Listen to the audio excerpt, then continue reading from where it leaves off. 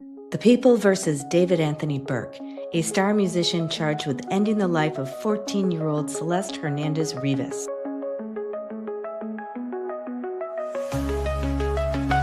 What's going to be inside the defense playbook?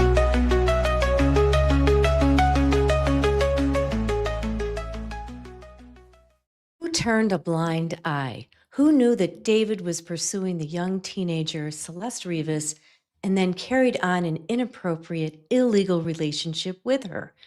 Who is responsible for this child? That's a question that keeps coming up in this case, and it's a powerful one.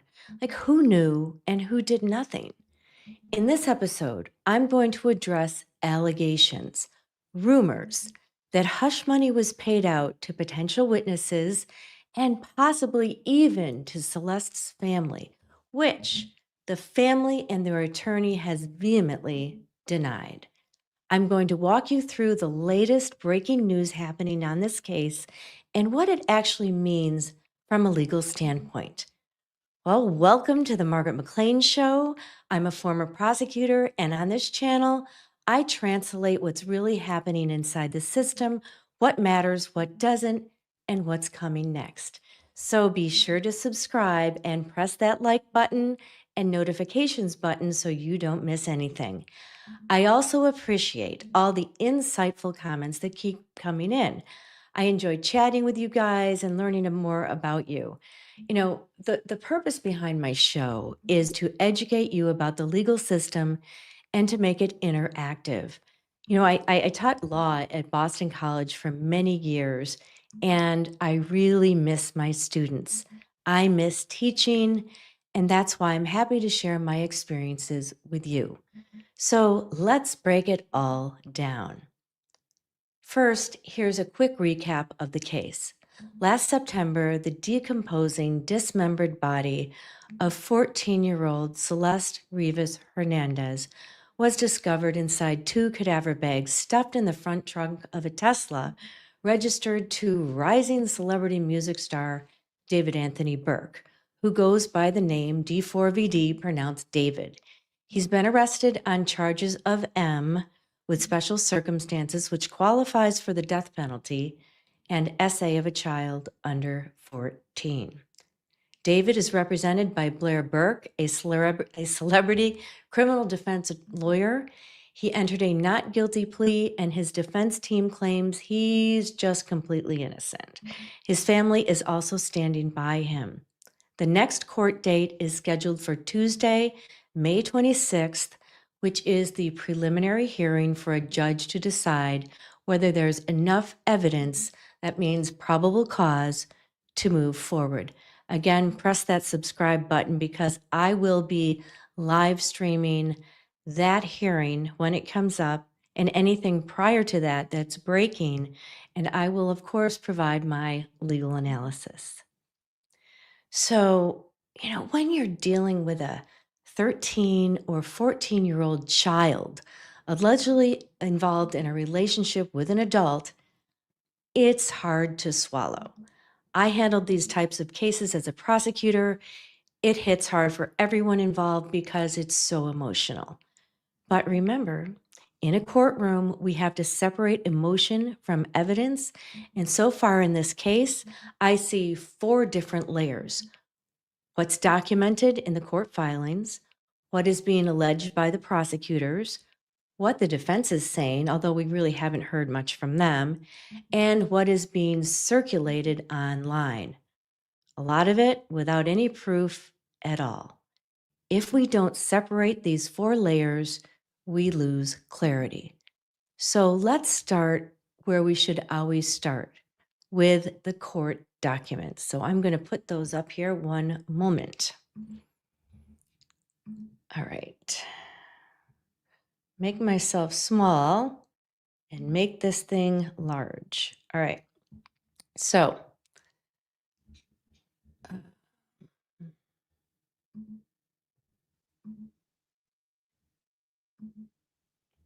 here is the, put on the glasses. Unfortunately, I can't read that well. So what this document is It's the people's preliminary brief regarding the preliminary hearing evidence. So this was handed into the court, and this is what will be used by the prosecution when they have that preliminary hearing I was talking about, and that's on Tuesday, May 26th. So I'm not going to read this word for word, but what I'm going to do is go through the beginning, and then we're going to be talking about these rumors. So here we go. The very beginning, they always have right here. They always have a title, and we have some facts, and of course, most of you know those. The dismembered body of 14-year-old Celeste Rivas, the victim, was discovered in the front trunk of the defendant's Tesla Model X on September 8, 2025. The vehicle had been towed 3 days prior from Bluebird Avenue and was parked approximately 400 feet from the defendant's home in Hollywood Hills. Surveillance video and other evidence confirm that the defendant was the last person to drive the vehicle on July 29, 2025, before he left Los Angeles on the concert tour that we were talking about in the previous video, the timeline. On September 8th of 2025, the manager of the tow yard where the Tesla had been impounded noted the strong smell of decay and the presence of flies coming from the vehicle. He notified Los Angeles Police Department, and they determined the Tesla was registered to the defendant. At the tow yard, LAPD detectives opened the Tesla's front storage compartment, and this is awful, observed a black cadaver bag covered in insects. Inside the bag, they discovered a severely decomposed head and torso. A plastic garbage bag beneath the black cadaver bag contained the dismembered arms and legs. However, the victim's ring and pinky fingers on her left hand had been amputated and were not found in the Tesla. On September 16th, 2025, the medical examiner's office positively identified the body of Celeste from dental records as belonging to the victim. So then it goes on to say, now this is important, okay? This is what I was getting at. The prior relationship, right? And who knew what and when, and who could be responsible for this child, and what are all the rumors floating around about. So, pursuant to their investigation, LAPD robbery homicide detectives determined the victim and defendant met in January of 2022 when she was only 11 years old. I mean, 11. What the heck was he doing meeting her at 11? Maybe they were gaming. I don't know. They began a sexual relationship in November of 2023. So that is what, almost 2 years after they met. So at that point, the victim was just 13 years old and the defendant was 18. Detectives learned the victim had been reported missing to the Riverside County Sheriff's Department by her family, who live in Lake Elsinore. So they reported her missing in February and April of 2024. And after they identified a phone number in the victim's phone records that belonged to him. So the police did that. So they called him, right? And during that phone call, David Burke, the defendant, claimed he had spoken to the victim on February 13th or 14th, 2024, but he stated he was unaware she was a minor or that she didn't even know she'd been reported missing. I don't know if you guys believe that. I certainly don't. So the Sheriff's Department, RCSD, which was the Riverside Sheriff's Department, advised him that the LA Sheriff's Department deputies would be coming to his home. On that day, defendant was living in West Hollywood, and so they asked the LA Sheriff's Department to conduct a welfare check at the defendant's home. The sheriff deputies went to David's home that night at approximately 8:15 p.m. and informed him, hey, the victim, Celeste, she's only 13 years old. She's a runaway. The defendant again claimed he was unaware she was a minor and he had only met the victim once in person in November of 2023. However, defendant showed deputies a yearbook photo of the victim that he had in his cell phone. Although he claimed to be unaware of where the victim was at the time, she coincidentally returned home 2 days later. Interesting. So, despite being informed by law enforcement the victim was only 13, you'd think he'd stay away from her at that point. Defendant continued to pursue her. So, after the victim returned home in February of 2024, her parents took her cell phone away. You have no idea how many times I took all three of my kids' cell phones away while they were, kids. So they took her cell phone away. But to solve that problem, the defendant, Burke, drove to Lake Elsinore and paid a junior high school student. I mean, what's he doing in a junior high? He paid the student in Celeste's class $1,000 to give the victim a cell phone and that the defendant purchased so they could stay in contact. And I'm sure she'll be called as a witness. So whoops, sorry, thought my phone somehow was connected. I didn't mean that. So throughout 2024, the victim spent a significant amount of time with the defendant, including summer weekends at his home in the Hollywood Hills and traveling with him to Las Vegas, London, and Texas to meet his family. So, I'll tell you something. Let me put my face back on here. 1 second. Get bigger here. I'll show you some of the slides that I also made. So here he is in court. But what kills me is, when you're dealing with a 13 or 14-year-old child allegedly involved in a relationship with an adult, it's just, oh my God, it's just crazy. So I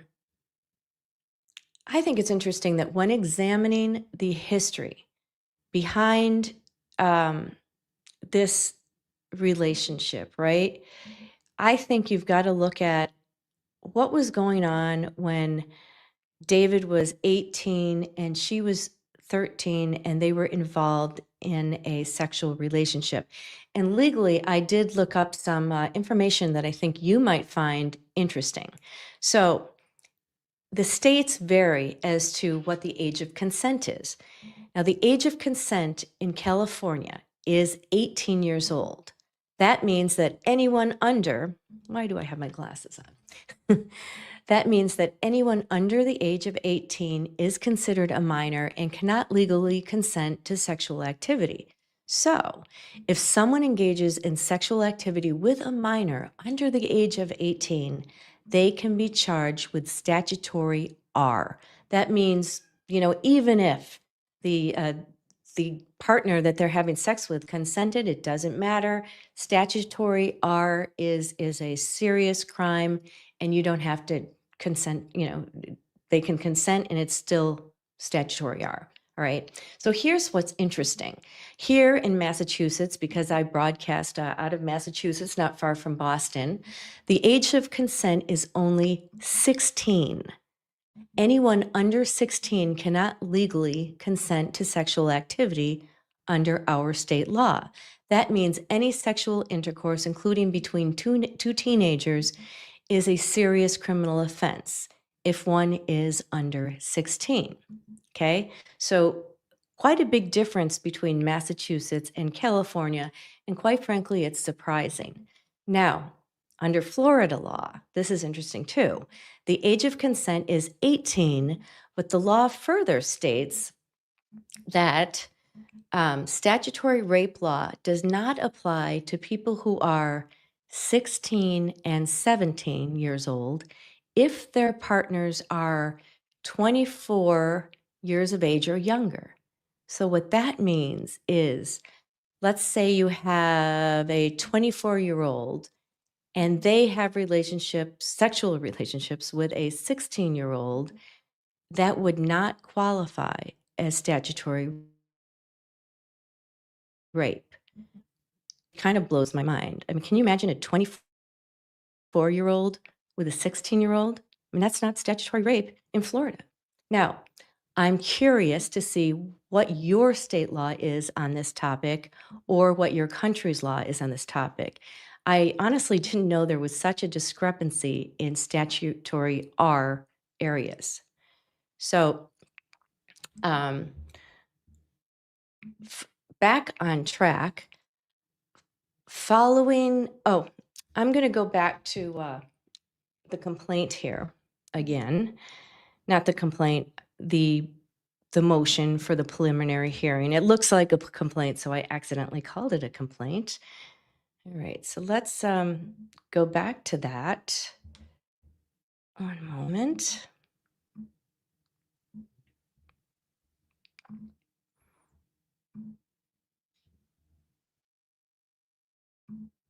All right, that's not it. I got to remove that and add this. All right, there we go.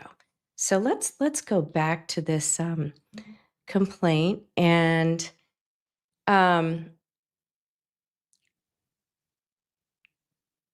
so we have, remember, David paid for her to have a cell phone. He went into the junior high school.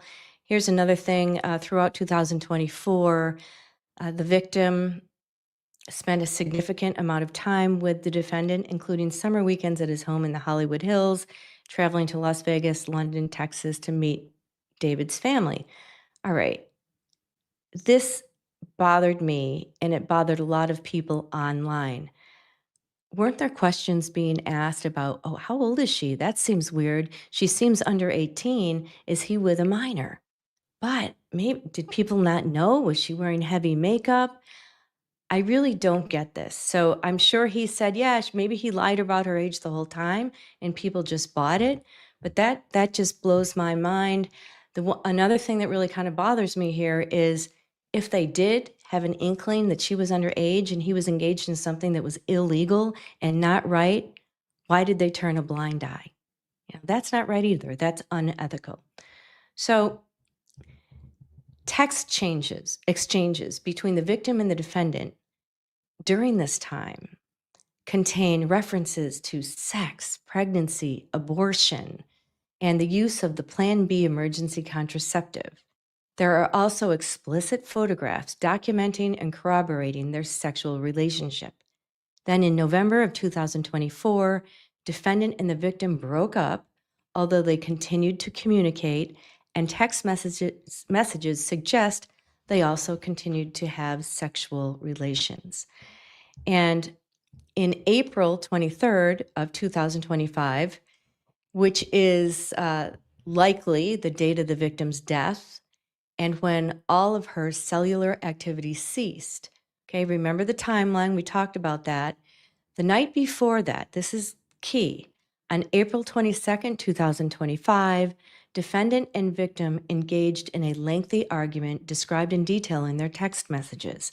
The messages reveal the victim's jealousy over defendant's relationships with other women, as defendant led her to believe that they had a future together. Obviously, she was manipulated by him. She became extremely upset and threatened to disclose damaging information about her relationship with the defendant to end his career and to destroy his life.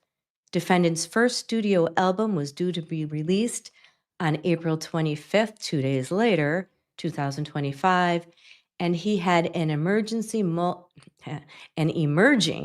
multi-million-dollar career already in progress.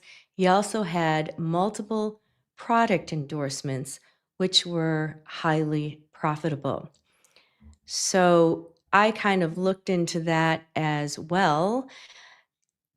My research on that shows, let me go back to me here. So interestingly, my research on that shows that following David's arrest for M this past April, Epic Games, which developed and owns Fortnite, is offering refunds for all in-game cosmetics and items associated with David. These include the locked and loaded jam track. And by the way, Epic Games and David collaborated on content such as Feel It and Trophy Drop, which are emotes. And that means those are expressions of emotion in the gaming world. So gamers purchased these items to use, and David was making good money from it. So how much was he making? To be honest, I don't know. But my son, who also, he's not a crazy gamer like that, but he does play Fortnite. He does a game, and he knows a lot more about it than me. He thinks quite a bit of money, but my example of this is Travis Scott made around $20 million for the same type of content. I doubt that David was making the same type of money as Travis. However, I wouldn't be surprised if he was making quite a bit. And of course, he was building that. So he would have made more and more and more as he got famous. But now, poof, it's all gone. All right, back to the complaint. Sorry, keep calling it the complaint. Back to the court document here. All right. Can you guys read that okay? I hope you can. If not, let me see if I can possibly make it bigger. All right, let me see if I can possibly make this a little bit bigger for you. Maybe that will help. All right, so we're into the endorsements, which were highly profitable. Now, at approximately 8:40 p.m. on April 23rd, 2025, defendant sent an Uber to transport the victim from her Lake Elsinore home to his residence. Yeah, I wonder if her parents noticed that or if it was secret. She snuck out in the middle of the night. Who knows? They communicated before and during her Uber ride, which dropped her off at defendant's Hollywood Hills home around 10:10 p.m. At approximately 10:30 p.m., defendant sent text messages to the victim inquiring where she was. The people contend this was part of defendant's premeditated plan to cover up the murder, as she was already dead by this time. Knowing he had to silence the victim before she ruined his music career, as she had threatened, very soon after her arrival at his home, defendant stabbed the victim to death multiple times and stood by while she bled out. And at no time did he call law enforcement or 911 or take her to an emergency room to attempt to save her life. Of course not. And how do they know this? I imagine they will prove it through digital forensics. I imagine he might have had an iPhone. Apple Health data would show where he was, GPS monitoring, all that stuff. It's so sophisticated now that they can say, yeah, he was standing over her as she expired. So it'll be interesting to see what type of evidence they bring in for that. Despite knowing she was dead and her family was trying to find her, the evidence will show defendant lied and claimed he didn't know where she was. In fact, defendant drove to Santa Barbara County immediately after the victim died, attempting to dispose of her property and destroy evidence. At approximately 11:30 p.m. on April 23rd, 2025, he drove away from his home as he texted and called the victim's phone asking where she was. Again, these were acts calculated and planned to set up his defense within a very short timeline after the victim's vicious murder. Defendant drove his Tesla north on the 101. He returned home early the following morning on April 24th, 2025, of course, before going on a radio interview for the release of his album that week. He sent 2 additional texts to the victim's phone that day, which obviously went unanswered because she was already dead. After April 26, 2025, the defendant never attempted to contact her again. Tellingly, defendant subsequently purchased tools to carry out his plot to dismember and dispose of the victim's body. On April 24th, 2025, he ordered a shovel from Home Depot that was delivered to his home from Postmates. On April 1st, 2025, he ordered and subsequently Amazon delivered 2 chainsaws to his home. I mean, I can't believe not one, but 2. And then he ordered a body bag, heavy-duty laundry bags, and a blue inflatable pool to his home. He made these purchases under the fake name Victoria Mendez. On April 8th, 2025, defendant returned to the same area in Santa Barbara County, leaving his home around 11:30 p.m. He returned to the area again on May 31st, 2025. This is an isolated site off SR 154 where the victim's identification was suddenly discovered in January of 2026. Additionally, on July 7th, 2025, defendant ordered and Amazon delivered a burn cage to his home under the same fake name as part of his plan to incinerate evidence. Of course, he never did that. Instead, defendant took horrifying measures to destroy and discard the victim's body. After placing her body into the blue inflatable pool to prevent her blood from spilling onto his garage floor, defendant used a chainsaw and perhaps other tools to cut off her limbs. Small blue plastic fragments were found embedded in the victim's remains, which were analyzed by the forensics division, and an expert was able to make a physical match from the blue fragments to the blue inflatable pool purchased by the defendant in May of 2025. Now, in order to distance himself from the victim, and these are allegations, he amputated her left ring and pinky fingers because her ring finger contained a tattoo of his name. Her fingers have not been recovered. Defendant then allegedly placed her head and torso into the cadaver bag he purchased. He placed her limbs into a garbage bag, which he disposed into his front trunk, laying the cadaver bag on top. For several weeks or possibly months, defendant left the victim's body to decompose inside his Tesla. He lied to friends, business associates, and others who noticed the strong smell of decay in and around his home and vehicle. Before leaving on his concert tour at the end of July, he parked his Tesla on the street around the corner from his home. Okay, then it talks about search warrants, the inflatable pool, how they tested for blood, it was positive. DNA analysis determined that various samples matched the victim's unique genetic profile. Okay, so, and then of course, it's important that on December 9th, 2025, the medical examiner ruled the victim's death a homicide caused by 2 penetrating injuries to the torso. Unbelievable. It's just so sad. Unbelievable. All right. Now, I wanted to also talk to you guys about basically, I want to get to the rumors. Okay. So that's what I'd like to talk about next. And one moment here. So I've also got some slides here.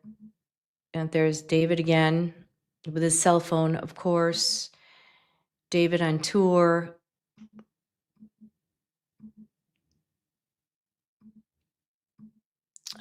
Let's see. There he is again. There he is again. But let's address those rumors, okay? These rumors have taken on a life of their own. There are claims circulating online that Celeste's family took money to stay quiet. These are very serious accusations, and right now they are flatly denied. Through their attorney, the family has clearly said They had absolutely no contact with David Burke, and they received no money. And that was the father speaking through the attorney. Okay. No contact, no money. All right. So, from a legal standpoint, accusing a grieving family of taking hush money in connection with the abuse and of their child, that can be defamation per se if the claims are untrue. Remember, if the claims are untrue. What is defamation per se? Well, legally, that means the statement is so inherently damaging, the law presumes harm, right? So the people spreading those claims, especially as fact that the family received hush money, are exposing themselves legally. However, I will say that there are challenges when trying to sue social media users for defamation because it's hard to identify the users who often are anonymous posters. You need to subpoena the platforms, such as Facebook and Reddit, to identify those users by name.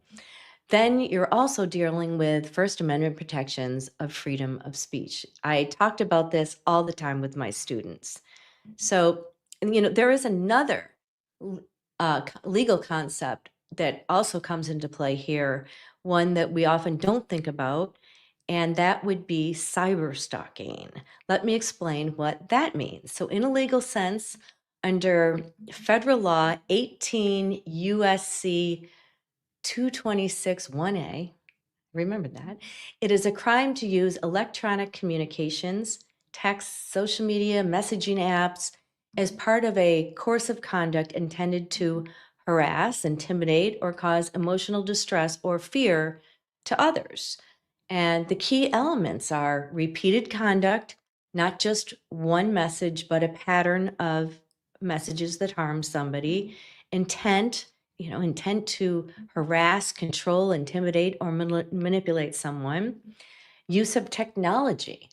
And if that conduct creates substantial emotional distress or fear, it can rise to a criminal offense. So people really have to be careful with what they're saying online. For example, here in Massachusetts, we had the Karen Reed case, and things got really ugly.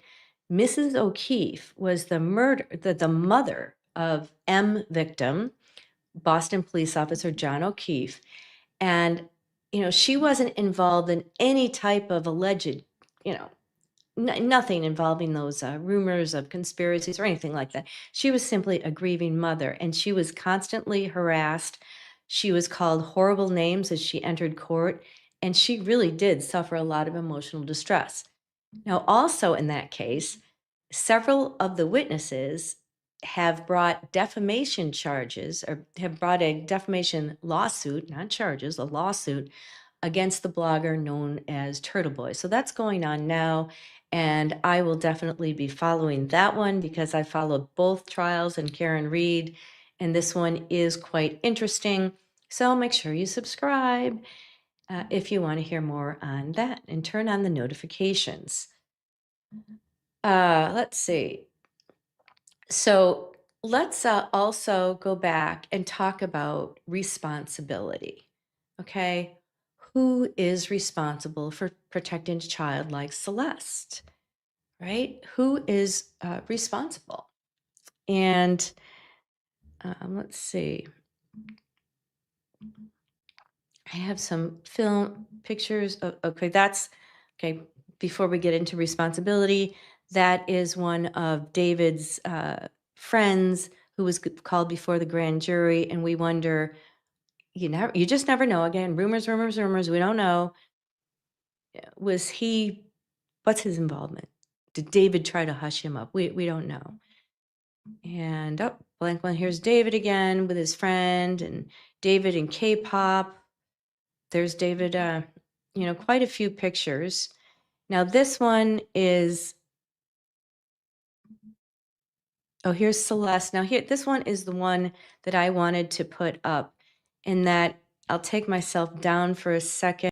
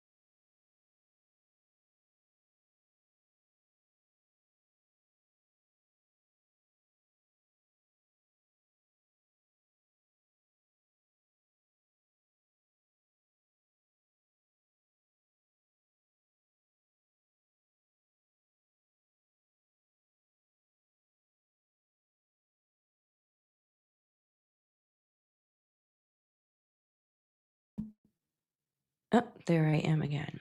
Okay. Now, what I wanted to also talk about, and I started to talk about, is um, I want to talk about responsibility. Okay.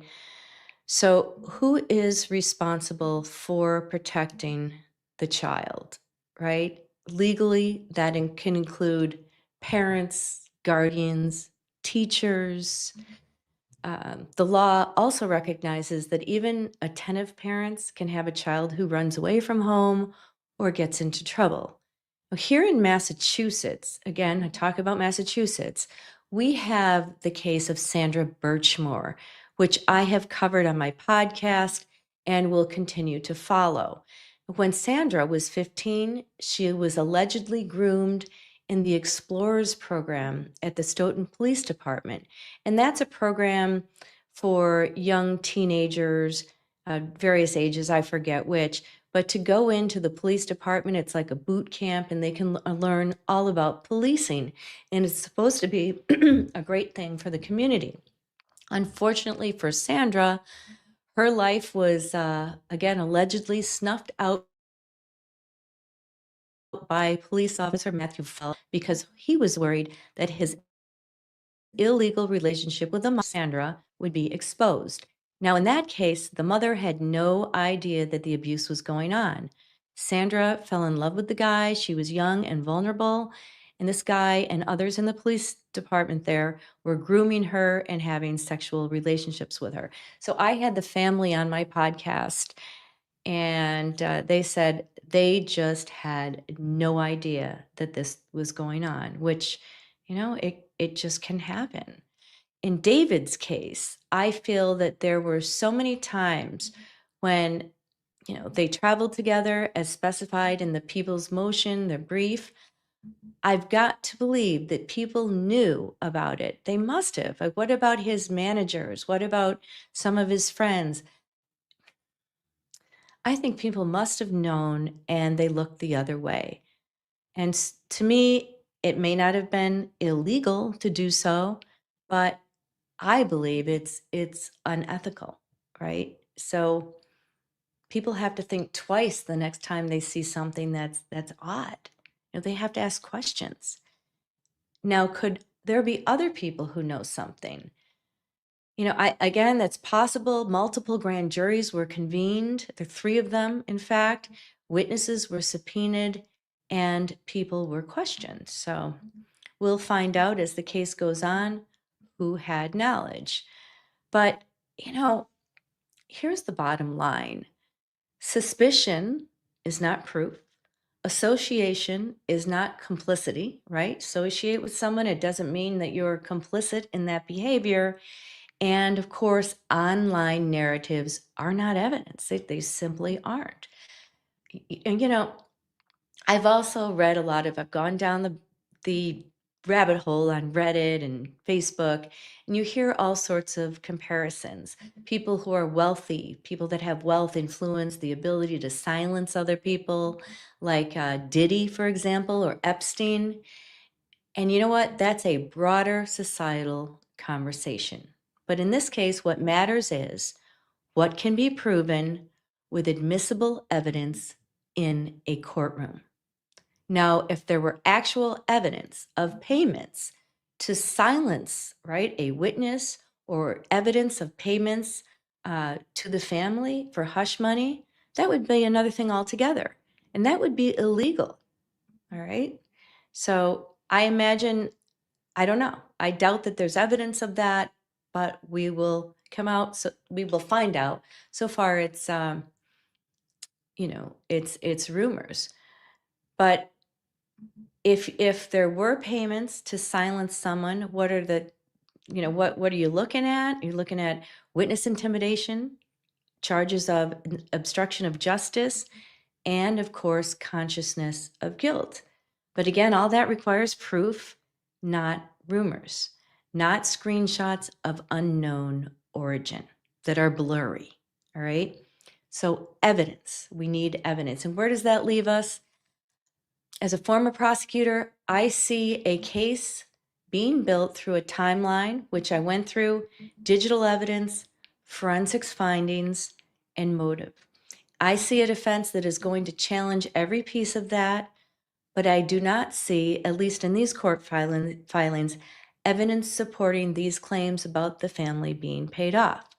And that distinction matters because when we blur the line between evidence and speculation, we don't get closer to the truth, we move further away from it.